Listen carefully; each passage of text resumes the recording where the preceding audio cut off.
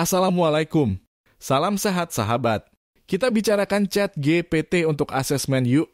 Optimalisasi prompt writer untuk menyusun asesmen dengan menggunakan ChatGPT. 1. Membuka aplikasi ChatGPT. Pengguna dapat membuka aplikasi ChatGPT melalui peramban web atau melalui aplikasi seluler. Ketik https atau chat.openai.com/ setelah sign up menggunakan akun Google, kita bisa langsung berinteraksi dengan menggunakan bar tempat menulis di bawah. 2. Antarmuka pengguna. Antarmuka pengguna aplikasi ChatGPT akan mencakup area input teks, area balasan, dan mungkin juga menu navigasi atau fitur tambahan seperti pemilihan bahasa, tema, atau pengaturan lainnya. 3. Menavigasi menu utama.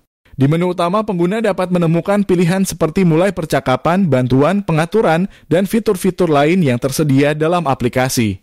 Pengguna dapat mengklik atau memilih opsi yang sesuai untuk memulai atau mengakses fitur yang diinginkan.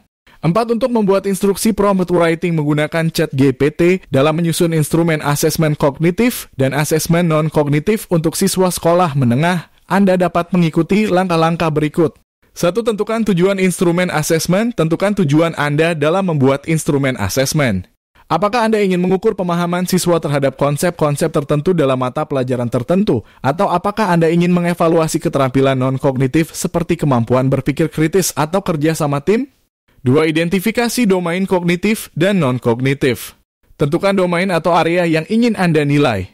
Misalnya dalam asesmen kognitif, Anda mungkin ingin mengevaluasi pemahaman matematika atau keterampilan pemecahan masalah. Dalam asesmen non-kognitif, Anda mungkin ingin mengevaluasi sikap siswa terhadap belajar atau keterampilan kepemimpinan. 3. Tentukan format instrumen asesmen. Pilih format yang sesuai untuk instrumen asesmen Anda. Ini dapat berupa soal pilihan ganda, pertanyaan esai, penugasan proyek, skala penilaian sikap, atau metode lainnya sesuai dengan kebutuhan Anda. 4. Berikan instruksi awal. Mulailah dengan memberikan instruksi awal kepada chatbot tentang jenis instrumen asesmen yang ingin Anda buat. Misalnya, bantu saya merancang 10 soal pilihan ganda untuk mengukur pemahaman matematika siswa tingkat sekolah menengah.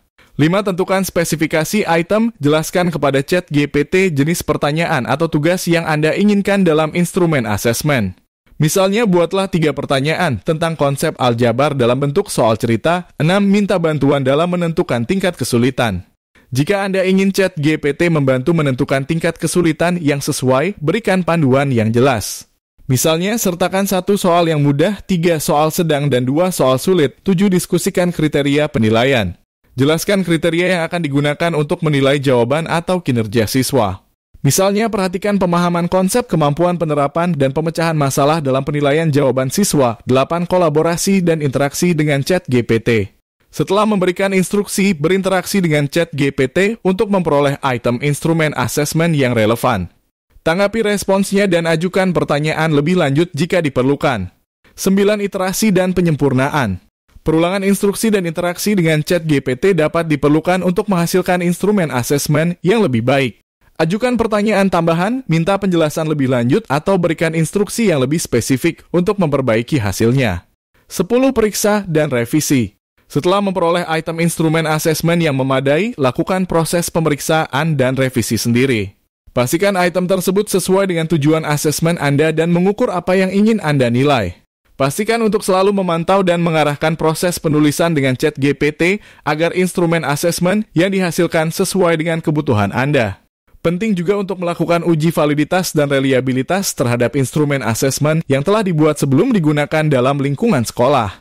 Terima kasih sudah menonton, semoga bermanfaat, sehat selalu sahabat vokasi.